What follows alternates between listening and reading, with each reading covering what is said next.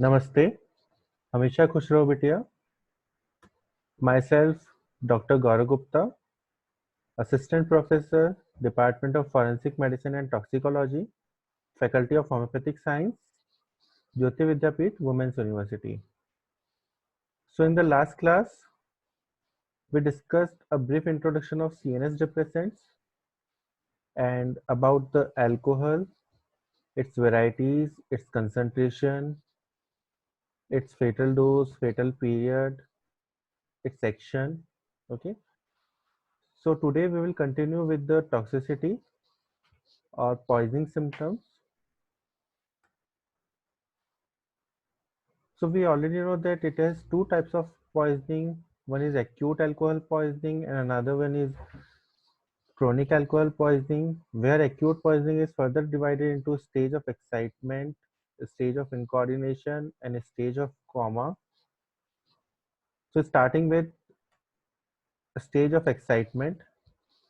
So in this stage of excitement, the first feeling that the patient have is feeling of well-being. Patients feel very relaxed, very well, and a certain limit of slight excitation. He feels slightly excited. His action, speech, and emotions are less strained. He feels little bit free. So there is increase in confidence and lack of self-control, which is constant feature of alcohol poisoning. So it is a constant feature of alcohol poisoning where patients is have increased confidence.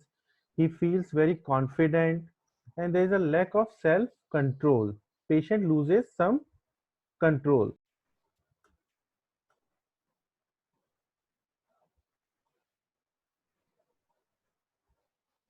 The person may disclose secrets.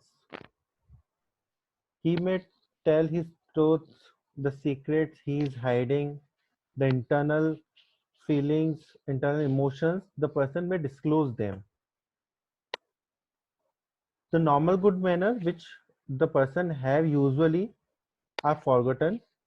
Mental concentration becomes very poor, and as it affects on the judgmental part of the brain, it impairs the judgment of the person. It interferes with the judgment power of the person, and there is deterioration of attention. A person's attention become difficult. There is impairment of cognitive functions, motor coordination, and sensory perception. Usually, this impairment occurs at the level of 30 mg percent concentration of alcohol. And if the concentration level increases to 50 mg percent, then there is slurring of speech, unsteadiness, drowsiness, impaired reasoning, impaired memory, reduction, and decrease in concentration. The memory is affected. He can't recall certain situations, certain names. Sensitivity to pain decreases it at 80 mg percent concentration. The emotions are affected. Alcohol increases the desire for sex, but it affects the performance. Although the desire of sex is increased, but his performance is reduced. There is reduction in its performance. Second stage is stage of incoordination. Usually, it occurs when the concentration level increases to 150 to 250 mg per 100 ml. The sense of perception and skill movements are affected.